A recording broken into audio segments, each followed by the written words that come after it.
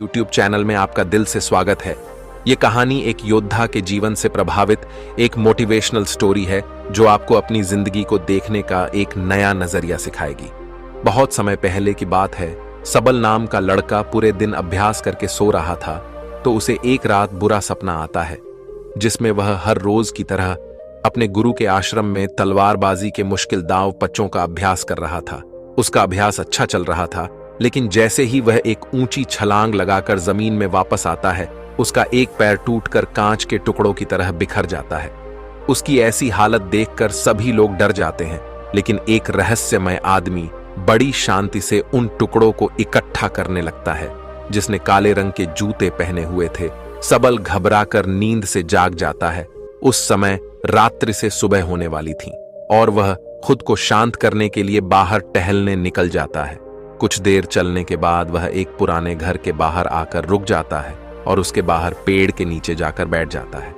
तभी एक बूढ़ा आदमी उस घर से बाहर निकलता है, जिसने बिल्कुल वैसे ही जूते पहन रखे थे जैसे सबल ने अपने सपने में देखे थे। सबल उस बूढ़े आदमी से कहता है कि तुम्हारे पैरों में अलग अलग जूते हैं, तो जवाब में वह आदमी कहता है कि इसमें से एक जूता नया है और दूसरा पुराना। फिर सबल वहां से उठकर जाने लगता है और वह आदमी वहीं पर बैठ जाता है।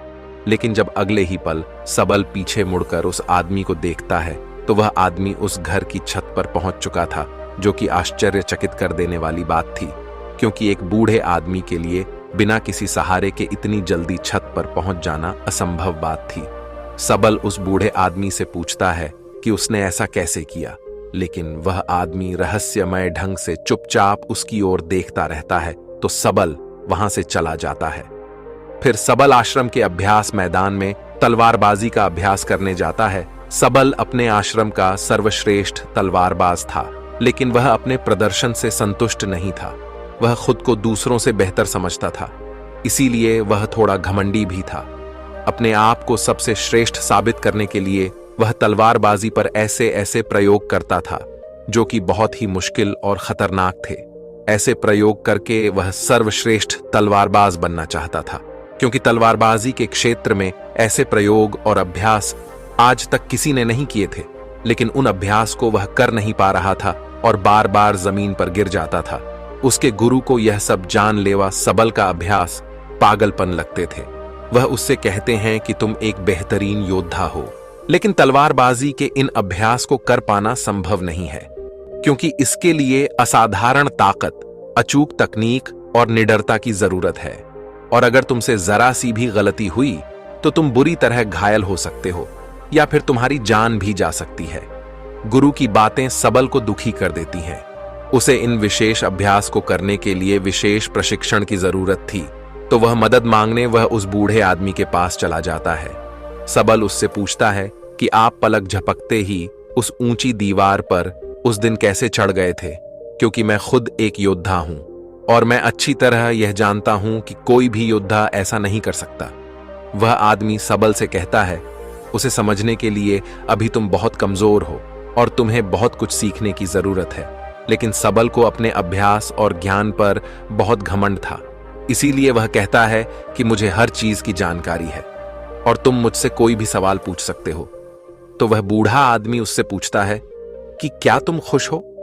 सबल को यह प्रश्न बेमतलब लगता है, लेकिन फिर भी वह कहता है कि मेरे पिता के पास बहुत सारा धन है, मैं पढ़ाई में भी अच्छा हूं, मेरे अच्छे मित्र हैं, मैं देखने में भी सुंदर हूं और लड़कियां मुझे पाने के लिए मरती हैं। जवाब में वह बूढ़ा आदमी कहता है कि अगर तुम्हारे पास सब कुछ है तो फिर तुम रात में सो क्यों नहीं पाते? तुम कल भी रात्रि के अंतिम प्रहर में मेरे पास आए थे और आज भी तुम रात्रि के अंतिम प्रहर में ही आए हो। उस बूढ़े व्यक्ति की रहस्यमय बातें सुनकर सबल उसकी तुलना दुनिया के महान दार्शनिकों से करने लगता है और उसे दार्शनिक बाबा के नाम से ही बुलाने लगता है। उसके बाद वह आदमी पूछता है कि अगर तुम देश के सर्वश्रेष्ठ तलवारबाज की प्रतियोगिता का हिस्सा ना होते तो तुम क्या कर रहे होते? यह प्रश्न सबल को अंदर से हिलाकर रख देता है, क्योंकि उसने सर्वश्रेष्ठ तलवारबाज बनने के अलावा और कुछ भी नहीं सोचा था। पर उस बूढ़े आदमी ने यह सवाल पूछा। क्यों सबल को लगता है कि वह आदमी सनकी है, इसीलिए वह घबराकर वहां से चला जाता है। और उसे भूलने का प्रयास करने लगता है। अपनी रोजमर्रा की जिंदगी की तरह वह दोस्तों के साथ मजे करता है, नशा करता है और लड़कियों को आकर्षित करके उनके साथ समय बिताता है। पर इसी दौरान अचानक सिर्फ एक पल के लिए वह दार्शनिक बाबा उसके सामने आ जाता है। जो एक इशारा था कि सबल अपनी हरकतें सुधारे, तो सबल दार्शनिक बाबा से मिलने उसके पास चला जाता है। उन दोनों में थोड़ी बातचीत के बाद ज्योति नाम की लड़की खाना लेकर आती है, जो कि उस बूढ़े व्यक्ति की मुंह बोली बेटी थी। फिर वो दोनों खाना खाने लगते हैं तो सबल अपने मुंह में खाना ठोसने लगता है और जल्दी जल्दी खाने लगता है। लेकिन दार्शनिक बाबा कहता है कि तुम्हें अपना खाना आराम से आनंद लेते हुए खाना चाहिए। वह कहता है कि तुम्हारे अंदर बहुत सी गलत आदतें हैं और अगर तुम मुझसे प्रशिक्षण लेना चाहते हो तो आज से ही तुम्हें मित्रों के साथ बेमतलब घूमना, नशा करना, मांस खाना, गलत काम बंद करना पड़ेगा। लेकिन सबल को अपने प्रशिक्षण और अभ्यास पर बहुत घमंड था, तो दार्शनिक बाबा उसे कुछ समय के लिए घुटने मोड़कर खड़े रहने के लिए कहता है, जो देखने में तो बहुत आसान लगता है, लेकिन थोड़ी ही देर में सबल का सब्र जवाब दे देता है और वह वहीं जमीन पर गिर पड़ता है। अपना घमंड टूटने और खुद को बेइज्जत महसूस करने के बाद सबल गुस्से में वहां से जाने लगता है। तो दार्शनिक बाबा उसे कहता है कि आत्म अनुभव हमें बहुत सी नई चीजें सिखाता है। हमारे अंदर हर सवाल का जवाब है, इसीलिए बाहर से सोचना बंद करो और अपने अंदर अपने आत्म अनुभव से उनके जवाब ढूंढो। फिर तुम्हें पता चलेगा कि तुम रात को इसलिए नहीं सो पाते क्योंकि तुम अंदर से खाली हो और तुम्हें अपने खालीपन से डर लगता है। वह यह भी कहता है कि एक योद्धा के लिए शरीर और दिमाग दोनों पर नियंत्रण होना बेहद जरूरी है और वह सबल को एक योद्धा की तरह प्रशिक्षित करने के लिए मान जाता है। अगले दिन सबल जब अपने आश्रम के अभ्यास मैदान में जाता है तो वहां उसे पता चलता है कि उसके मित्र के हाथ में अभ्यास के दौरान गहरी चोट आ गई है और अब उसका मित्र देश की सबसे बड़ी प्रतियोगिता में हिस्सा नहीं ले पाएगा। इस बात से सबल के मित्र को प्रशिक्षित करने वाला शिक्षक बहुत परेशान था, क्योंकि वह तीरंदाजी में सबसे श्रेष्ठ योद्धा था। रात को सबल फिर दार्शनिक बाबा से मिलने जाता है। उस समय दार्शनिक बाबा बैलगाड़ी के पहिए को सुधार रहे थे। वह सबल से एक लोहे का टुकड़ा मांगता है, तो सबल जानबूझकर उस लोहे के टुकड़े को बाबा की तरफ तेजी से फेंकता है, लेकिन बाबा बिना उसकी ओर देखे बड़ी आसानी से उस लोहे के टुकड़े को अपने हाथों में पकड़ लेता है। सबल दोबारा से ऐसा करता है, लेकिन दार्शनिक बाबा फिर से उसे बिना देखे पकड़ लेता है। दार्शनिक उससे कहता है कि हमारे दिमाग में लाखों बेतुके विचार चलते रहते हैं, जो हमारे लक्ष्य को धुंधला बनाकर हमें भटका देते हैं।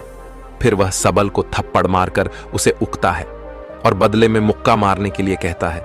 पहले तो सबल शांत रहता है, लेकिन जब वह दार्शनिक बाबा पर हमला करता है तो दार्शनिक उसे पलक झपकते ही उसे नीचे गिरा देते हैं और उससे कहता है कि अपने लक्ष्य के अलावा जो कुछ भी तुम्हारे दिमाग में चल रहा है वह सब बेकार है।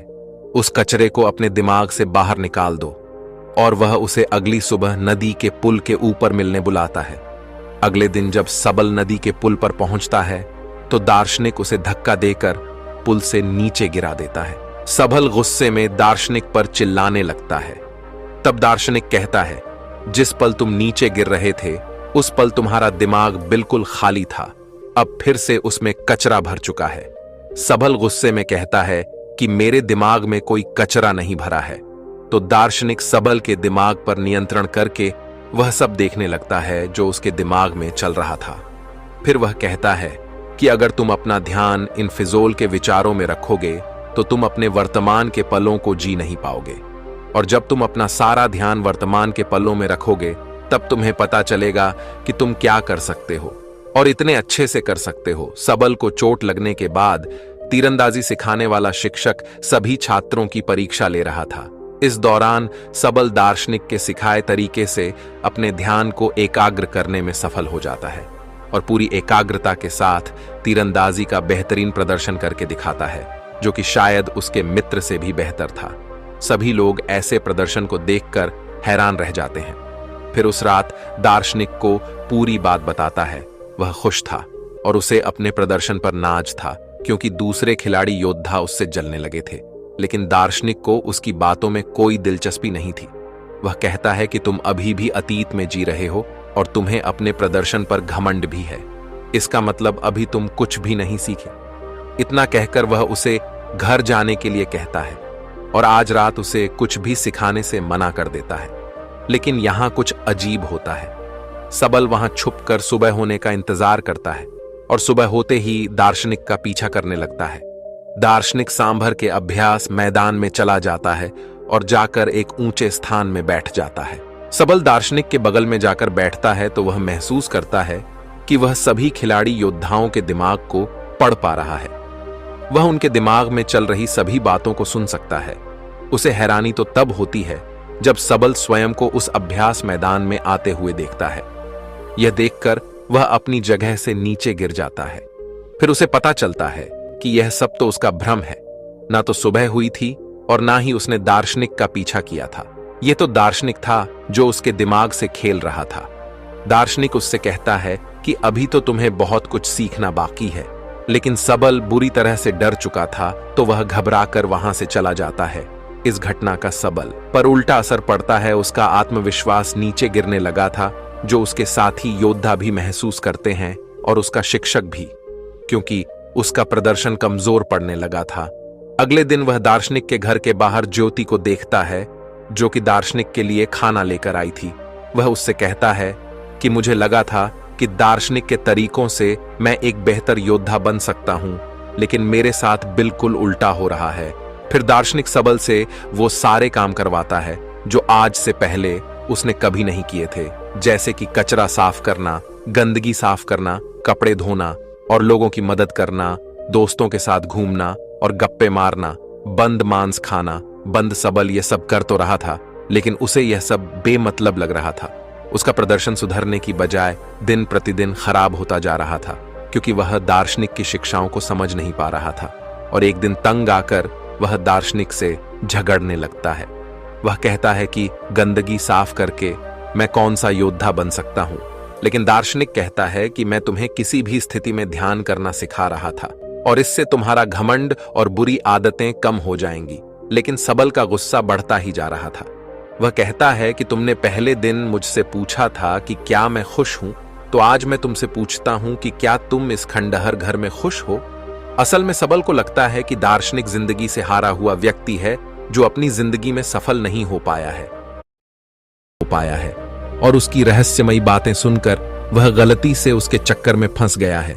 दार्शनिक उसे अपनी भावनाओं पर काबू करने के लिए कहता है, लेकिन सबल तो उसकी एक भी सुनने को तैयार नहीं था और गुस्से में वह दार्शनिक से कहता है कि अपनी खुशी में खुद तलाश लूंगा और अपना प्रशिक्षण छोड़कर वहां से चला जाता है। अफसोस सबल यह समझ नहीं पाया कि दार्शनिक उसे निस्वार्थ भाव से दूसरों की सेवा करना सिखा रहा था, जिससे उसका घमंड कम हो सकता था। खैर, सबल ने अपनी पुरानी दिनचर्या को वापस अपना लिया था, जैसे नशा करना, मांस खाना, दोस्तों के साथ बेबजाय का समय बर्बाद करना, लड़कियों को आकर्षित करके उनके साथ समय बिताना और दूसरों से श्रेष्ठ दिखने के लिए जानलेवा अभ्यास करना। एक दिन ऐसे ही जब वह खतरनाक अभ्यास कर रहा था, तब ऊंचाई से गिरने पर उसका पैर बुरी तरह घायल हो जाता है। इलाज के दौरान उसे पता चलता है कि उसके बाहिने पैर की हड्डी सिर्फ टूटी नहीं है, बल्कि चकनाचूर हो गई है, जिसमें अलग अलग 15 दरारें पड़ चुकी हैं। चिकित्सक उससे कहते हैं कि अगर तुम अपना ठीक से ध्यान रखोगे तो अगले कुछ महीनों में तुम चलने लगोगे। सिर्फ चलने सबल को पता चल चुका था कि उसका सर्वश्रेष्ठ तलवारबाज बनना अब लगभग असंभव हो चुका है, क्योंकि उसे चलने के लिए भी बैसाखी का सहारा लेना पड़ता था और उसका प्रशिक्षण भी पूरी तरह से बंद हो चुका था। टांग टूटने के साथ ही अब उसका घमंड भी टूट चुका का था। फिर एक दिन ज्योति उससे मिलती है। उसे सबल की चिंता हो रही थी, क्योंकि देश की सबसे बड़ी प्रतियोगिता में हिस्सा लेने का उसका सपना टूट चुका था। वह दोनों एक दूसरे को अच्छी तरह से समझते थे और वह एक दूसरे को पसंद भी करने लगे थे। साब अपने सपने को यूं ही टूटता हुआ नहीं देखना चाहता था, इसीलिए वह अपने शिक्षक से मिलता है और कहता है कि मैं अभी की छोटी छोटी प्रतियोगिताओं में तो हिस्सा नहीं ले पाऊंगा, लेकिन 10 महीने बाद योद्धाओं के चुनाव की जो अंतिम प्रतियोगिता होगी, मैं उसमें जरूर हिस्सा लूंगा, जिसके लिए उसने प्रतियोगिता कराने वाली समिति को अपना आग्रह पत्र भी भेज दिया है। लेकिन शिक्षक को उसकी हालत देखकर लगता है कि सबल अब कभी भी प्रतियोगिता में हिस्सा नहीं ले पाएगा, क्योंकि उसके पैर की हड्डियां टूटी हुई हैं और अब उसका प्रशिक्षण भी बंद हो चुका है। अपने सपने को टूटता हुआ देखकर सबल गुस्से से भर जाता है और घर जाकर तोड़फोड़ करने लगता है। यह दौर उसकी जिंदगी का सबसे मुश्किल दौर था। उसका सब कुछ बर्बाद हो चुका था। अब उसके जिंदा रहने का कोई मतलब नहीं था। इसीलिए अपनी जिंदगी खत्म करने के लिए वह एक ऊंची पहाड़ी पर चढ़ जाता है। इससे पहले कि वह नीचे कूद पाता, वहां कुछ अजीब होने लगता है।